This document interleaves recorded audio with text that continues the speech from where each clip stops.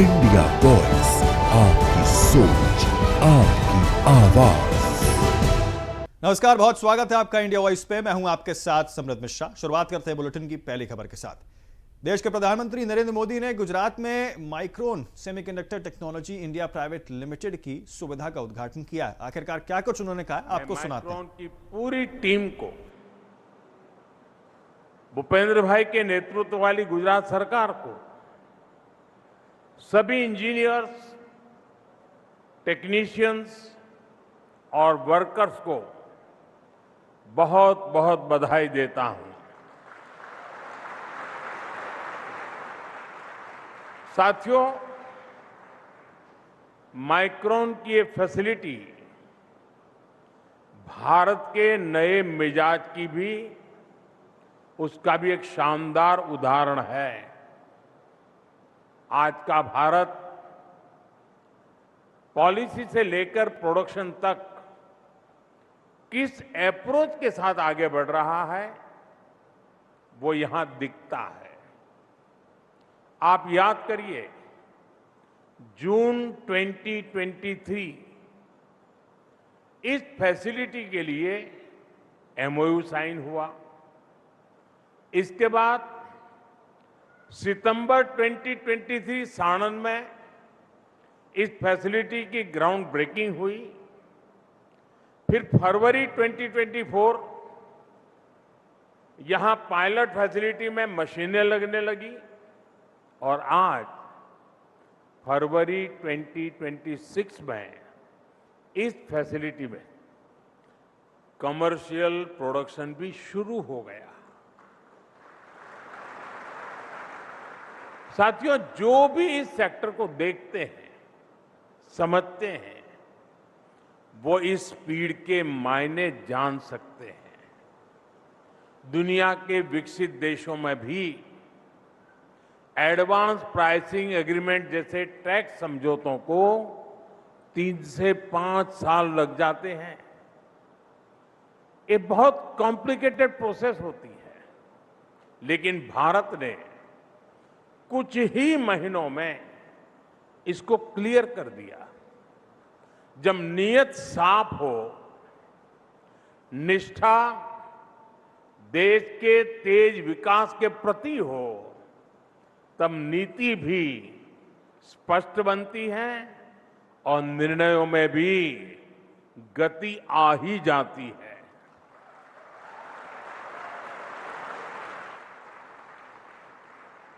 साथियों, मैं माइक्रोन की लीडरशिप का भी आभार व्यक्त करता हूं।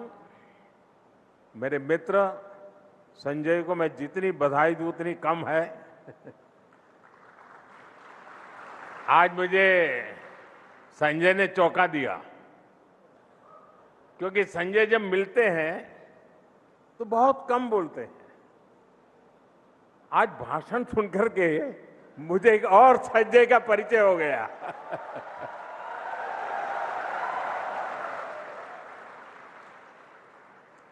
उन्होंने भारत पर निरंतर भरोसा किया। मैं भाई संजय जी की विशेष प्रशंसा करूंगा। मुझे याद है कि बीते वर्षों में जब भी हम मिले हैं तो ये भारत के सेमीकंडक्टर इकोसिस्टम को लेकर बहुत ही अधिक उत्साहित रहे हैं। आज इनकी लीडरशिप, भारत पर इनका भरोसा यहां एक नई ऊंचाई प्राप्त करता दिख रहा है। भारत में नियुक्ति के बाद एम्बेसडर गौर भी शायद पहली बार गुजरात आए हैं और वो विधिवत रूप से एम्बेसडर बनने के बाद आज मेरी पहली मुलाकात है और वो भी मेरी कर्मभूमि में हो रही है।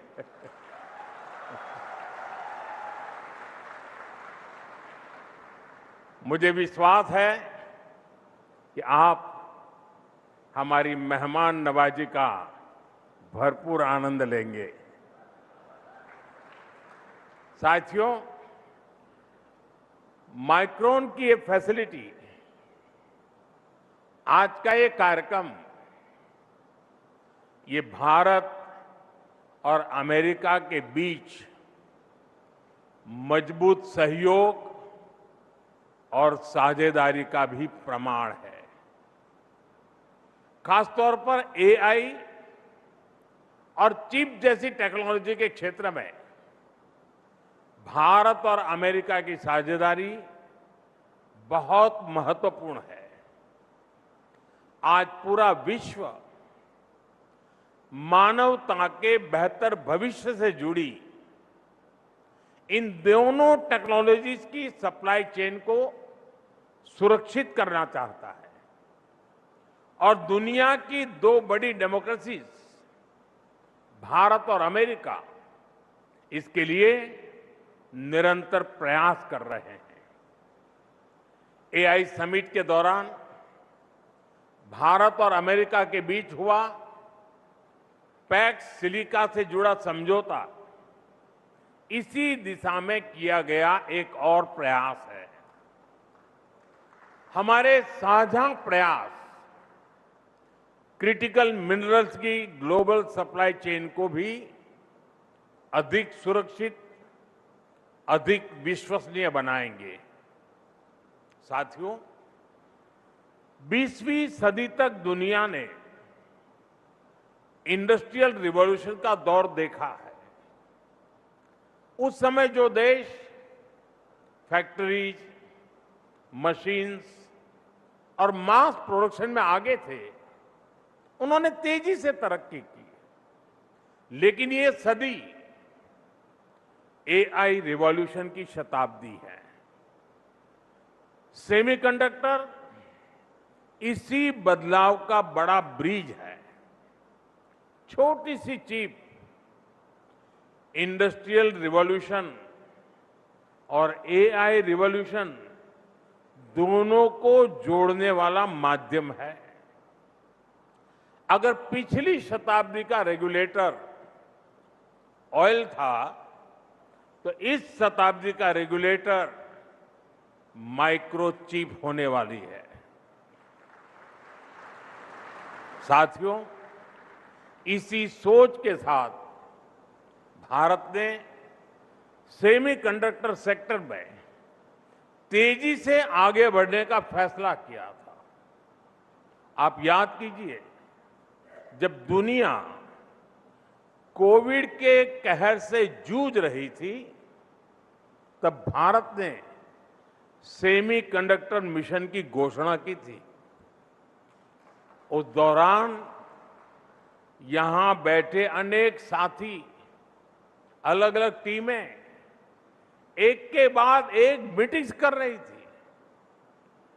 During the pandemic, everything felt like it was falling apart.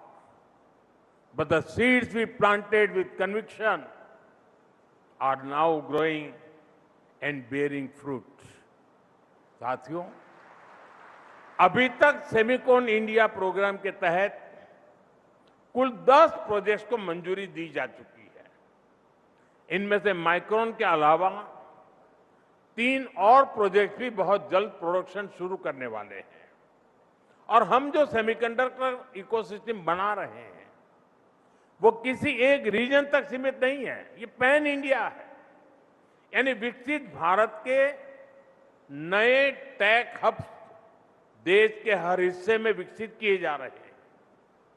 यहां साणंद के अलावा धौलेरा में भी बहुत बड़े स्तर पर काम चल रहा है। कुछ दिन पहले ही उत्तर प्रदेश के नोएडा में भी नई फैसिलिटी पर काम शुरू हुआ है। असम, उड़ीसा और पंजाब में भी सेमीकंडक्टर यूनिट पर काम चल रहा है। साथियों, आज पूरी दुनिया के इन्वेस्टर्स के लिए भारत का एक ही मैसेज है। आगे बढ़ते हैं खबरों की ओर। आपको बता दें, प्रधानमंत्री मोदी ने अजमेर से 17,000 करोड़ रुपए की विकास परियोजनाओं का लोकार्पण और शिलान्यास किया है। इन परियोजनाओं से राजस्थान सहित देश को बड़ी सौगात मिली है। साथ ही प्रधानमंत्री ने देश भर में एचवीपी माफ कीजिए, एचपीवी वैक्सीनेशन अभियान की शुरुआत कर महिलाओं और बेटियों को स्वस्थ सुरक्षा पर जोर दिया है। उन्होंने कहा कि वीरांगनाओं को धरती अजमेर से देश भर की बेटियों के लिए एचपीवी वैक्सीनेशन अभियान का शुभारंभ होना गर्व और आशा का प्रतीक है। ये पहल बालिकाओं और महिलाओं को गर्भाशय ग्रीवा कैंसर जैसी गंभीर बीमारियों से सुरक्षा प्रदान करने की दिशा में एक ऐतिहासिक कदम है। इसी के साथ आपको बता दें कि स्वास्थ्य ही सशक्तिकरण का आधार है और जब हमारी मातृशक्ति स्वस्थ होगी तभी राष्ट्र समृद्ध बनेगा। जागरूकता, टीकाकरण और सामूहिक सहयोग से हम आने वाली पीढ़ियों को सुरक्षित भविष्य दे सकते हैं। यह अभियान नारी सम्मान, सुरक्षा और सशक्तिकरण के संकल्प को और मजबूत करता है। साथियों, आज वीरांगनाओं की इस धरती से मुझे देश भर की बेटियों के लिए एक अहम अभियान शुरू करने का अवसर मिला है। जहां अजमेर से एचपीवी वैक्सीनेशन अभियान शुरू हुआ है।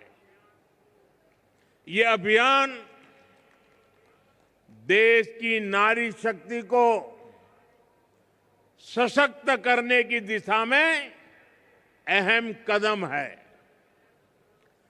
साथियों, हम सब जानते हैं कि परिवार में जब मां बीमार होती है तो घर बिखर सा जाता है। अगर मां स्वस्थ है तो परिवार हर संकट का सामना करने में सक्षम रहता है। इसी भाव से भाजपा सरकार ने महिलाओं को संबल देने वाली अनेक योजनाएं चलाई है। साथियों, हमने 2014 से पहले का वो दौर देखा है जिसमें शौचालय के अभाव में बहनों बेटियों को कितनी पीड़ा, कितना अपमान झेलना पड़ता था। बच्चियां स्कूल छोड़ देती थी क्योंकि वहां अलग टॉयलेट की सुविधा नहीं होती थी। आगे बढ़ते हैं, आपको बता दें होली पर उत्तर प्रदेश के 76 करोड़ महिलाएं जो हैं यहाँ पर परिवार और यूपी सरकार की तरफ से 86 करोड़ परिवारों पर यूपी सरकार की तरफ से गैस सिलेंडर रिफिल सब्सिडी जो है वो दी गई है। शनिवार को राजधानी लखनऊ में आयोजित कार्यक्रम में मुख्यमंत्री योगी आदित्यनाथ ने ये सौगात यहां पर दी है। आपको बता दें लोक भवन में आयोजित कार्यक्रम में 1500 करोड़ की धनराशि वितरित की गई है। इस मौके पर सीएम योगी ने सबसे पहले प्रदेशवासियों को यहां होली की बधाई दी है। कहा है कि होली पर्व समता का पर्व है और ना कि कोई बड़ा या कोई छोटा है। इस पर्व पर यूपी की डबल इंजन सरकार ने यह योजना 2022 में शुरू की थी। इस कड़ी में आज 1500 करोड़ की राशि उपलब्ध कराई गई है। लाभार्थी यहां पर होली से पहले या होली के बाद अपने नजदीकी एजेंसियों में भरा हुआ सिलेंडर फ्री में रिफिल करवा सकते हैं। योजना का लाभ सबको देने का एक ही मंत्र है, सबका साथ सबका विकास। जिसको कभी सिलेंडर नहीं मिला उनको मोदी सरकार ने यहां पर सिलेंडर दिया, यह बात यहां पर उन्होंने दोहराई है। सीएम ने आगे कहा कि आयुष्मान से 5 लाख तक का कौशल्य इलाज, कैशलेस इलाज वो जो है वो मिलता रहेगा। शिक्षक और शिक्षणोत्तरण कर्मियों को भी यहां पर इससे जोड़ा जाएगा। आपको बता दें इसी के चलते जो सरकार के लिए काम करेगा सरकार उसके बारे में सोचेगी, ये बात यहां पर कही गई।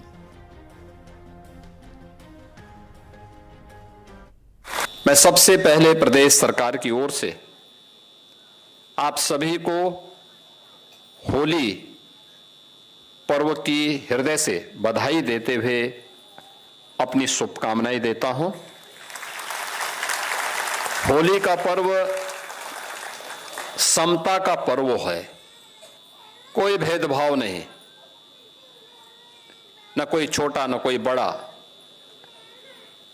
किसी प्रकार का भेदभाव जब न हो तब होली जैसी रंग भरी उत्साहपूर्ण आयोजन हम सबके सामने होता है।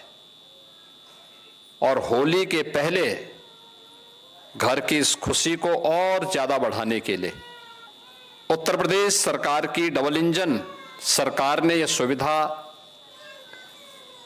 2022 में प्रारंभ की थी और मुझे प्रसन्नता है कि डबल इंजन सरकार ने जो घोषणा की उसके क्रम में आज यह 1500 करोड़ रुपए की राशि 1,86,00,000 उज्ज्वला योजना के लाभार्थियों के लिए जारी की जा रही है। वे अपने नजदीक के जिस भी एजेंसी से उनका कनेक्शन है उस कनेक्शन वहां पर जाएंगे तो उनको होली के पहले या होली जो जिनके पास वो सिलेंडर भरा है या होली के बाद भी उस राशि का उपयोग करते हुए वे लोग अपना एक भरा हुआ सिलेंडर वहां से उपलब्ध कर सकते हैं, ले सकते हैं। आगे बढ़ते हैं, आपको बता दें कि इजराइल और अमेरिका ने मिलकर ईरान पर बहुत बड़ा हवाई हमला किया है। इससे पहले आपको बता दें कि हमले में अमेरिका ने एक F-22 रिफ्रैक्टर फ्लाइट जेट को भी इसमें शामिल किया था। एक साथ तेहरान ने 30 जगहों पर यहां पर बैलिस्टिक मिसाइल से हमला किया है। इसके बाद ईरान ने के supreme leader Ayatollah Ali Khamenei को सुरक्षित ठिकाने पर शिफ्ट कर दिया गया है। हमले के बाद ट्रंप ने ईरान पर हमले की वजह बताई है। अब ईरान ने भी जवाबी हमला शुरू कर दिया है। ईरान ने इजराइल पर 30 से ज्यादा यहां पर बैलिस्टिक मिसाइल दागी हैं। यमन और लेबनान में हिजबुल्लाह की ईरान पर साथ जंग में शामिल हो गई है। ईरान पर हमले के बाद ट्रंप का पहला बयान सामने आया है। अमेरिकी राष्ट्रपति ने कहा कि ईरान को अभी परमाणु शक्ति नहीं बनने देंगे। 47 साल से हम देखते आ रहे हैं कि कैसे उन्होंने बहुत लोगों की हत्या की है। अमेरिकी लोगों को भी मारा है। ऑपरेशन मिडनाइट हैमर लॉन्च कर दिया गया है। हमने ईरान के फोर्दो इस्फहान पर हमला कर दिया है। ईरान के हमारे सारे ऑफिसर्स को और यहां पर ऑफर को ठुकरा दिया है। ईरान पर हमला की तारीख जो है वो अभी आखिरी विकल्प था। खामनेई अब हथियार डालें या मौत का सामना करें, यह बात अमेरिका साफ तौर पर कह रहा है।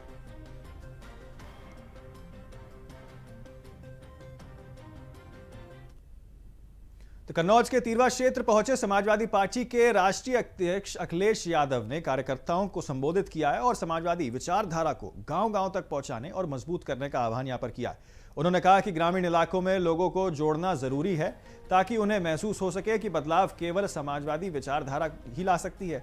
इस दौरान उन्होंने बीजेपी पर तंज कसते हुए कहा कि बीजेपी सत्ता के लिए किसी भी हद तक जा सकती है। वहीं दिल्ली के पूर्व सीएम केजरीवाल को शराब नीति मामले में बरी कर दिया गया है। इस पर उन्होंने कहा कि यह सत्य की जीत है। सुनिए। केजरीवाल जी का नाम लेना भूल गया। सोचिए, एक व्यक्ति के सरकार छीन ली, बताइए, झूठ फैला करके आरोप लगा करके सरकार छीन ली। अरविंद केजरीवाल जी जो काम गरीबों के लिए कर रहे थे वो भारतीय जनता पार्टी को हजम नहीं हो रहा था। अब तो कोर्ट ने भी साफ कर दिया, निर्दोष साबित कर दिया। इससे ज्यादा निंदनीय काम भारतीय जनता पार्टी कोई नहीं हो सकता है। ये डेथ ऑफ मॉरलिटी है। नैतिकता की को मृत्युदंड भारतीय जनता पार्टी की सरकार में हो रहा है। तो आगामी होली पर्व को देखते हुए उत्तर प्रदेश सरकार ने यातायात व्यवस्था को पूरी तरीके से सुरक्षित और सुचारू और व्यवस्थित बनाने के लिए यहां पर व्यापक तैयारियां की हैं। सीएम योगी ने परिवहन विभाग के वरिष्ठ अधिकारियों के साथ उच्च स्तरीय समीक्षा बैठक कर त्योहार के दौरान विशेष सतर्कता बरतने के स्पष्ट निर्देश दिए हैं। सीएम योगी ने कहा कि होली जैसे बड़े त्योहार पर यात्रियों की आवाजाही पर कई गुना जो है वो बढ़ जाती है। ऐसे में परिवहन सेवाओं में किसी भी प्रकार की अव्यवस्था या लापरवाही स्वीकार नहीं की जाएगी। उन्होंने अधिकारियों को निर्देश दिया है कि आम जनता को यात्रा के दौरान किसी भी प्रकार की परेशानी नहीं होनी चाहिए। बैठक में सड़क हादसों पर सख्त अंकुश लगाने की प्राथमिकता जो है वो यहां दी गई है। मुख्यमंत्री ने स्पष्ट किया है कि त्योहारों के दौरान दुर्घटनाओं की संख्या बढ़ जाती है, इसलिए सुरक्षा नियमों का कड़ाई से पालन करना चाहिए। इसके तहत प्रदेश भर में नियमित चेकिंग अभियान तेज कर दिए गए हैं। और आपको बता दें कि ट्रैफिक पुलिस और परिवहन विभाग की संयुक्त टीमें प्रमुख मार्गों, हाईवे, शहर और भीड़भाड़ वाले क्षेत्रों में यहां पर विशेष निगरानी भी रखेगी।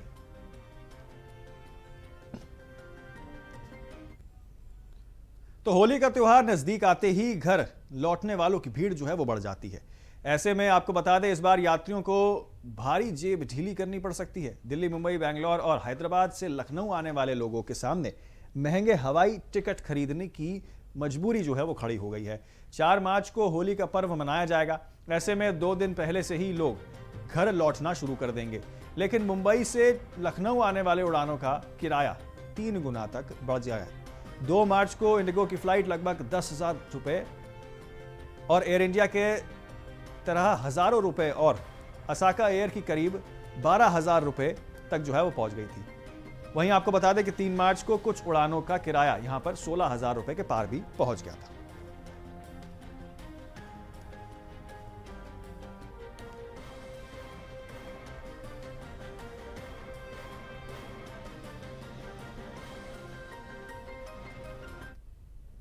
आगे बढ़ते हैं, आपको बता दें कांग्रेस नेता राहुल गांधी ने बरनाला में आयोजित एक विशाल जनसभा को संबोधित किया। रैली में बड़ी संख्या में कार्यकर्ता और स्थानीय नागरिक शामिल हुए। अपने संबोधन में उन्होंने किसानों, युवाओं और मजदूरों से जुड़े मुद्दों को प्रमुखता से उठाया है। उन्होंने महंगाई, बेरोजगारी और सामाजिक न्याय पर सरकार को घेरते हुए कांग्रेस की नीतियों और योजनाओं की जानकारी दी है।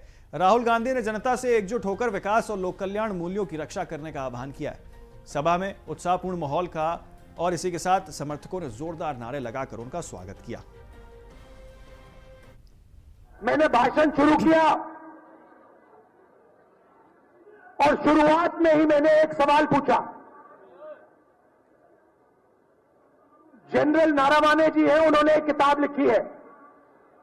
उस किताब में उन्होंने कहा कि चाइना के टैंक हिंदुस्तान के अंदर आ रहे थे। चीफ ऑफ आर्मी स्टाफ ने लिखा है, सेना के जो लोग हैं आप अच्छी तरह सुनिए, एक्स सर्विसमैन जो हैं आप अच्छी तरह सुनिए। नारावाने जी ने लिखा किताब में कि चाइना के टैंक हमारे देश के अंदर आ रहे थे। मैंने फोन लगाया रक्षा मंत्री को और उनसे पूछा मेरे ऑर्डर क्या है। रक्षा मंत्री ने जवाब नहीं दिया।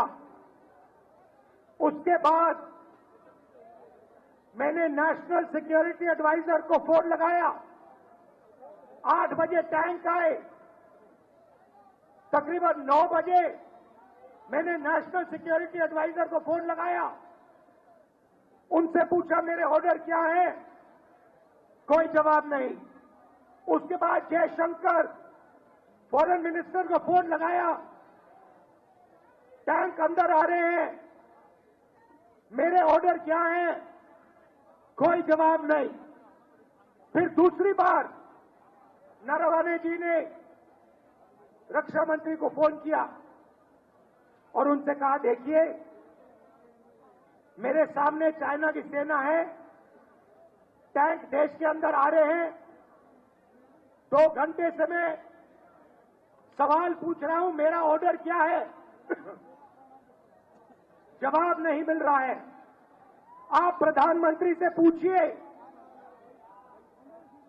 वो मेरा फोन उठा नहीं रहे हैं, उनसे पूछिए मुझे क्या करना है।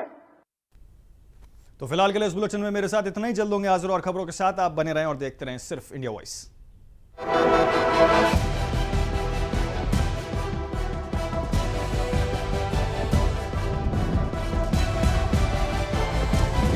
इंडिया वॉइस, आपकी सोच, आपकी आवाज।